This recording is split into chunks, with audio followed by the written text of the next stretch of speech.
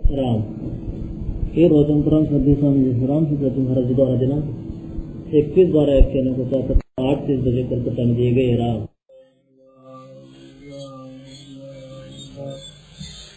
नारायण नारायण नारायण नारायण नारायण नारायण।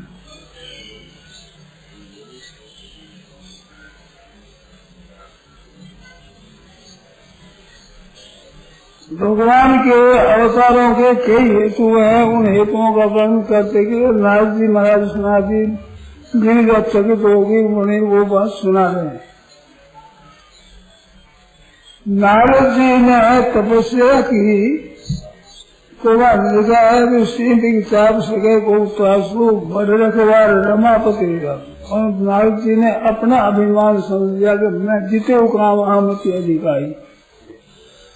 अपनी सफलता पर अपना अभिमान करना है, ये बड़ा दोष है। नारद जी से भी नहीं चला, परंतु इसमें एक कारण और है। नारद जी की हरी इच्छा भगवान की इच्छा, भगवान जैसा कौतुक करना चाहते हैं वैसे ही कर देते हैं।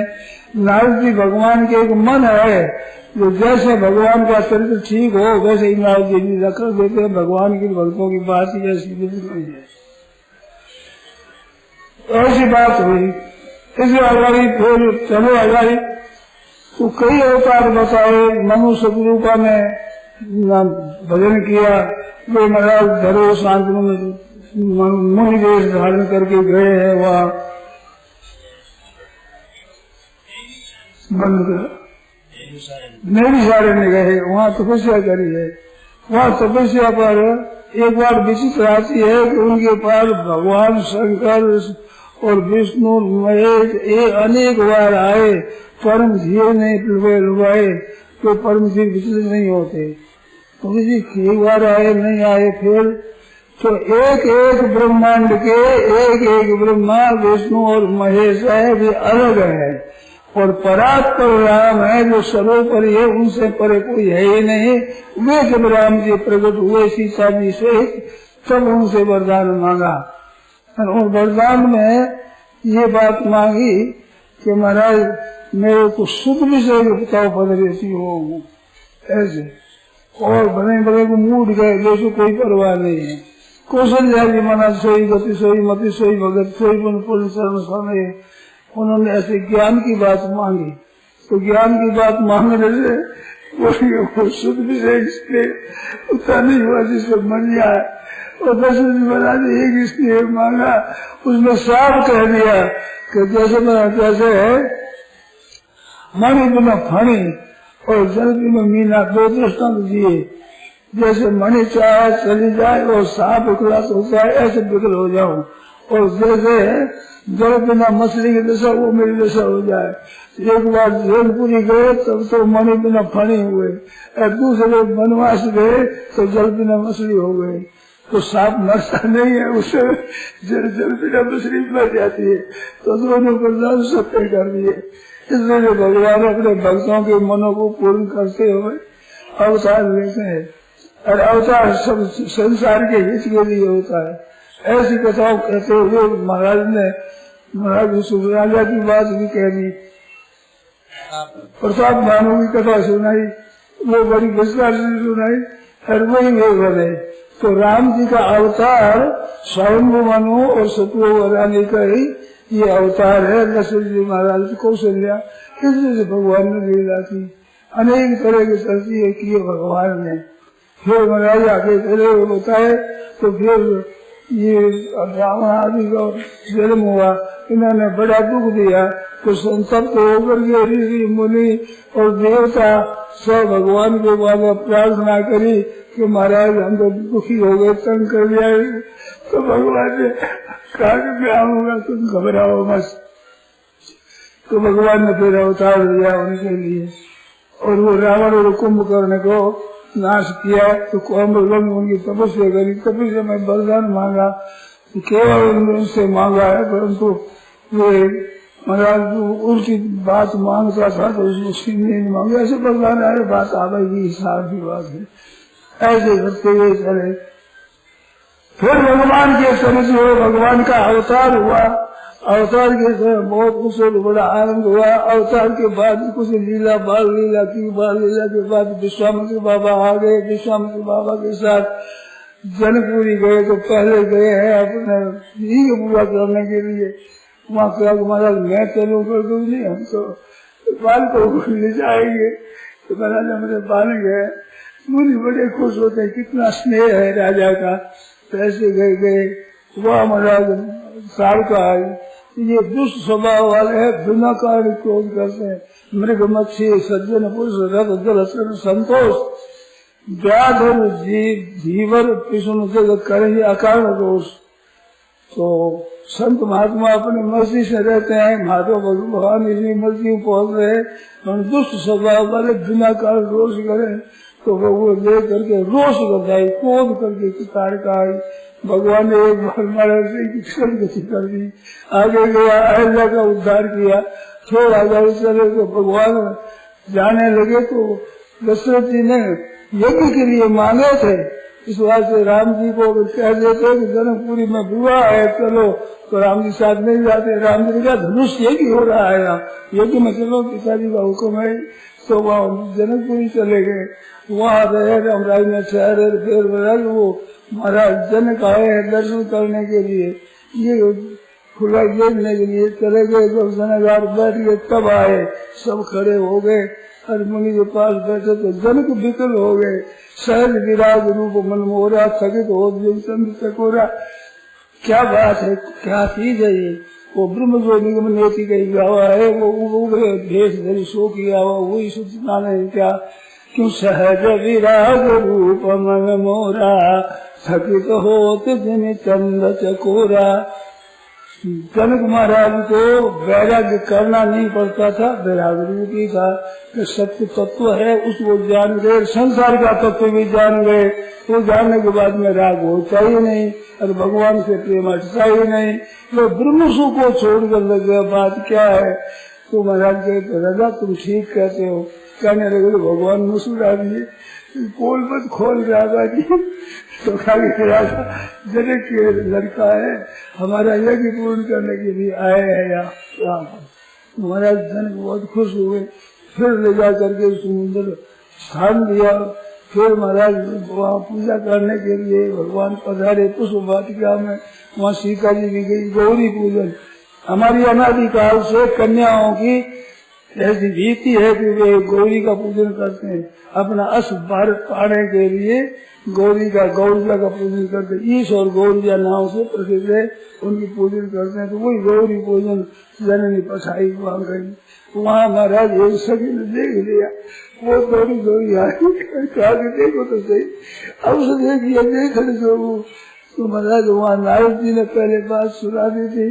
तो सीता जी उत्कंठित हो गई, अब कब देखो।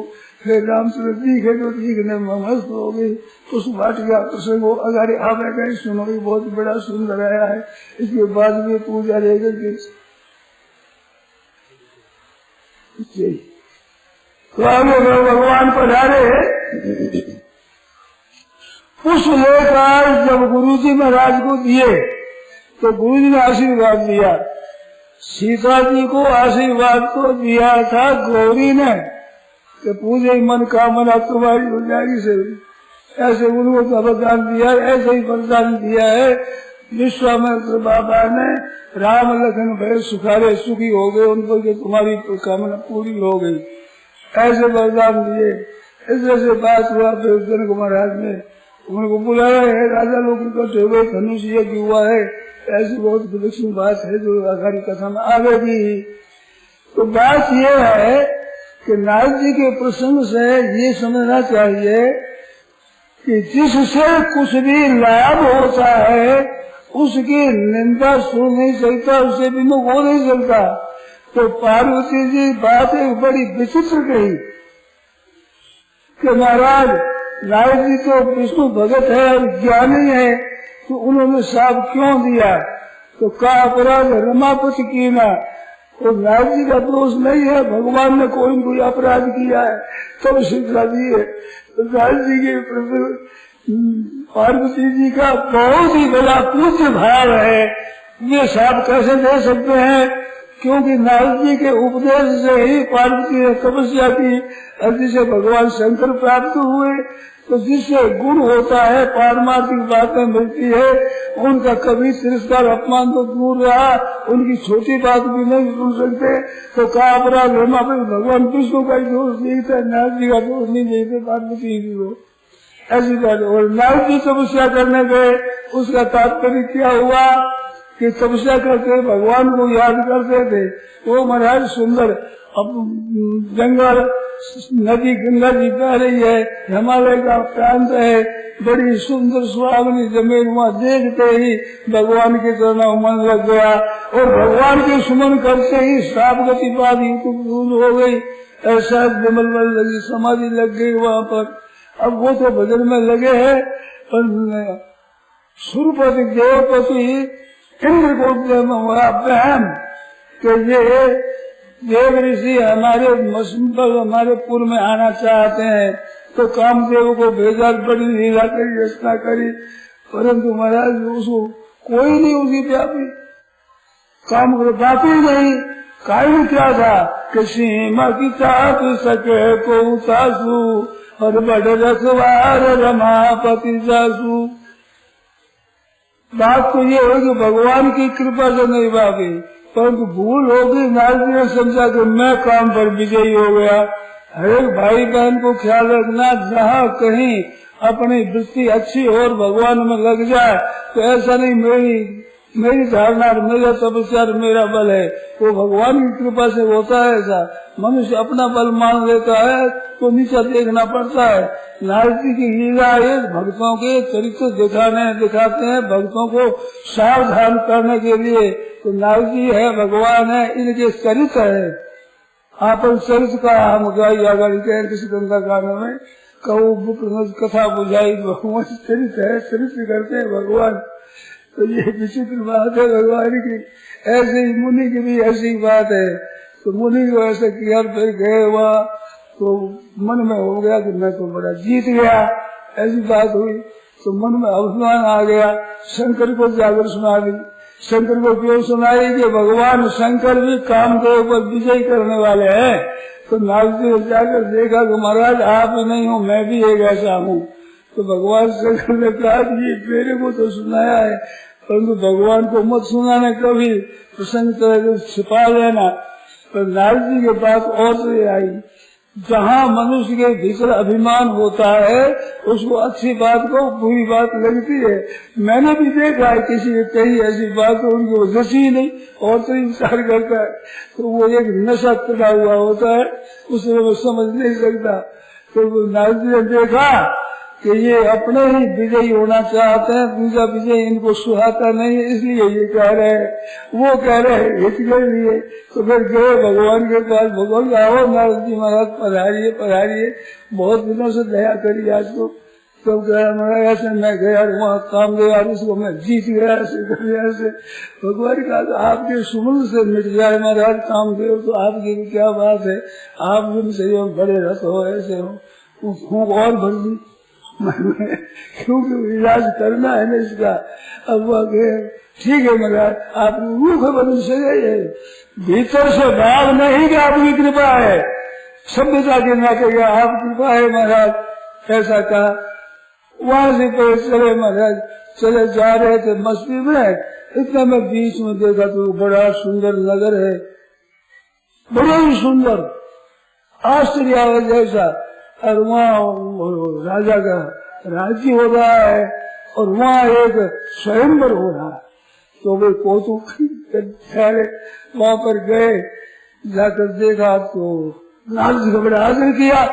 आदर करके वो लक्ष्मी रूपनी वो कन्या थी, उसका दिखाया महाराज इसका हाथ देखो, इसको घर भर कैसा मिलेगा।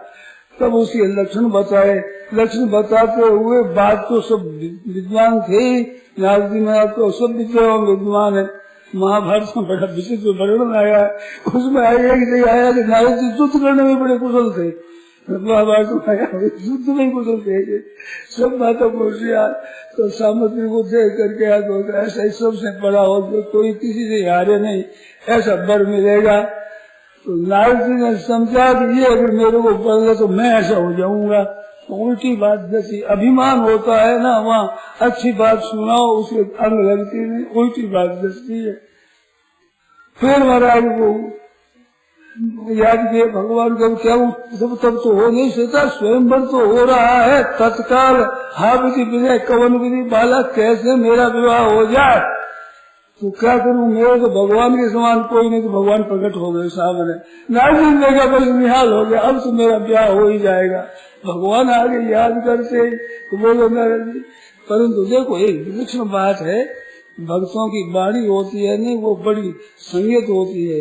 जय विधि नाथ जय विधि नाथ हो जे हित मोरा, हित मांगा ये नहीं, जय विधि हो ब्याह प्रभु मोरा, मेरा ब्याह हो जाए, ऐसा पता नहीं होगा। तो भगवान ने कहते ठीक है, तुम हित कहते हो, कहते जय विधि हो ही परम हित, नाथ तो सुनो तुम्हारा परम हित होगा, वो करूंगा। महाराज आप रूप दे दो, आपका जिस रूप से बस मेरे जय माला मेरा ब्याह हो जाए, ठीक है। तेरा परम हित हो जिसने रूप दे दिया, हमारे गठबंधन में भयंकर जेल जैसा हो गया। वो स्वयंवर में गए तो महाराज वो राजकुमारी देखती है तो उनको चिढ़ाती है, कहाँ बंदर कहाँ आ गया बीच में, यहाँ राजाओं के बीच में। वो जो सबको देखते देखते वो आ गए भगवान, और भगवान को पहला दी। अब महाराज बिगड़ी महाराज जी, कहते तुम ऐसे ही हो। तो भगवान जाने लगे तो नारद जी जाने लगे, बीच में भगवान मिल गए। और मिले कैसे, एक तो लक्ष्मी जी थी, एक वो राजकन्या, दोनों के से कि आप तो दो ब्याह करना, मेरे को एक भी नहीं करने दिया।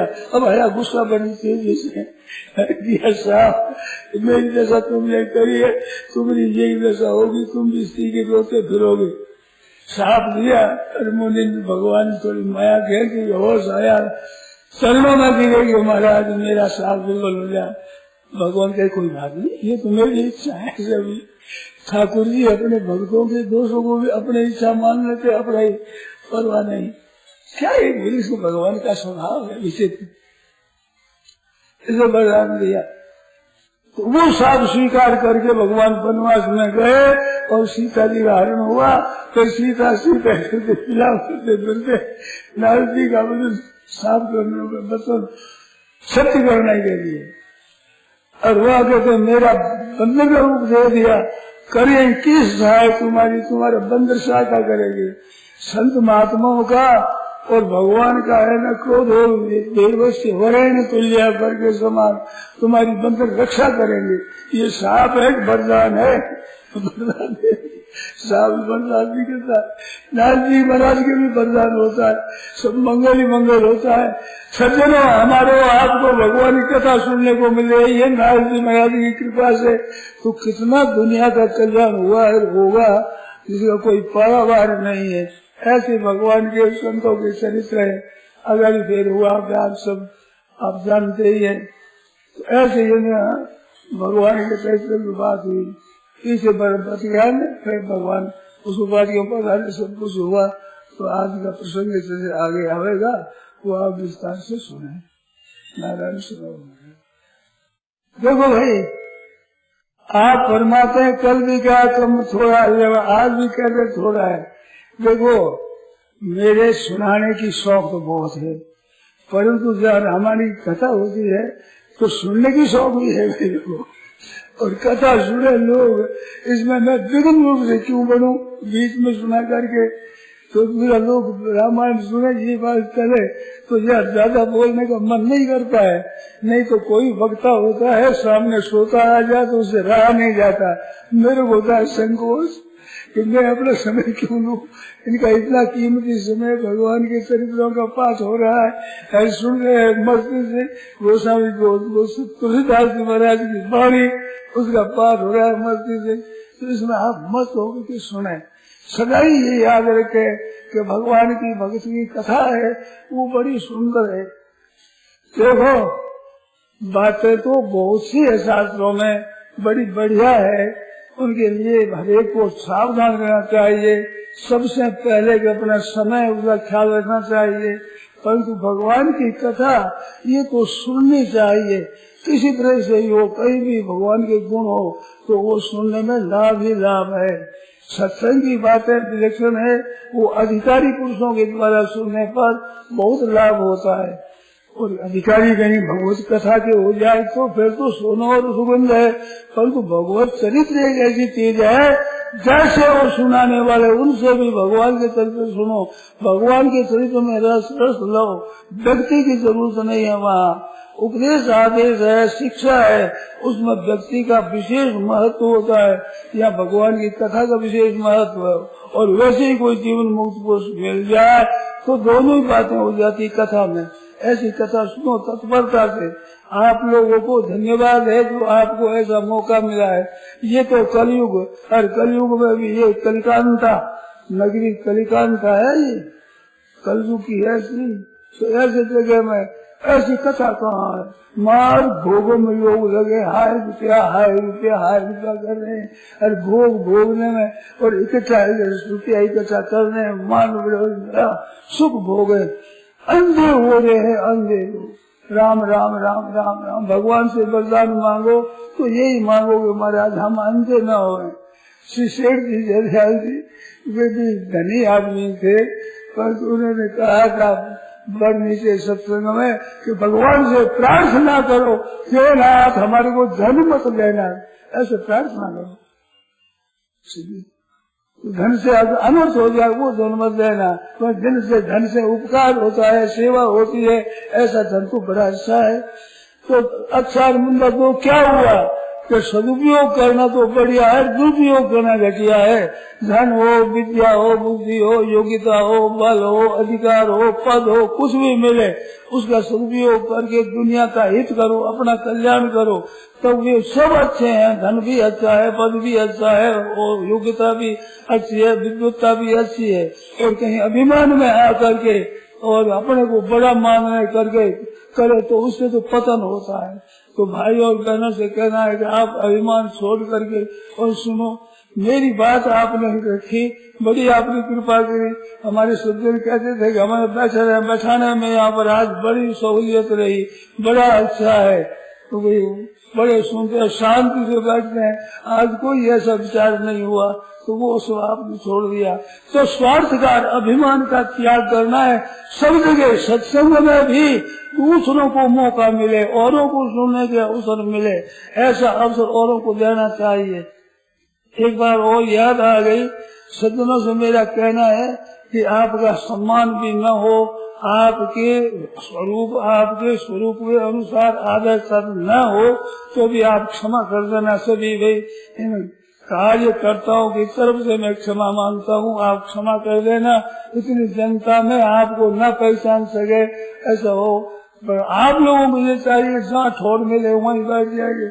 हमें तो कथा सुनने गए, मान पढ़ाई थोड़े ही आए हैं। सूर सागर एक स्थान है, उसमें बाना बिछा हुआ कंकरी बिछाए हुए है। तो वह बहुत पुरानी बात है, जोधपुर के दरबार आए थे तो वहाँ लोग गद्दी जाने लगे, नहीं गद्दी में तो रोजाना बैठते हैं, ऐसे भाड़े में बैठने का समय कब मिलेगा। तो भाई आपका मान सत्कार तो दुनिया में हो ही रहा है, तो राम कथा के लिए या कहीं बैठ करके सुने मत हो जाए, या तो हमें लाभ लेना है या थोड़ा मान पर सत्कार की बात है। तो ऐसे सज्जन हमारे पर बड़ी कृपा करते हैं जो आप आते हैं, हम उनके अनुसार उनका आदर सत्कार भी नहीं कर सकते, परंतु वे फिर भी आते हैं। ये आपका बड़प्पन है, श्रेष्ठपना है। जैसे मान सत्कार बड़ा है तो त्याग उनसे भी बहुत बड़ा है। रुपये बढ़िया है, रुपयों से भी रुपयों का त्याग बढ़िया है। तो ये आपका त्याग है, इस उत्साह से आप लोग बैठे और करें काम, तो उसमें ठीक होगा। मेरे तो बार बार संकोच होता है कि राम कथा में विघ्न हो रहा हो,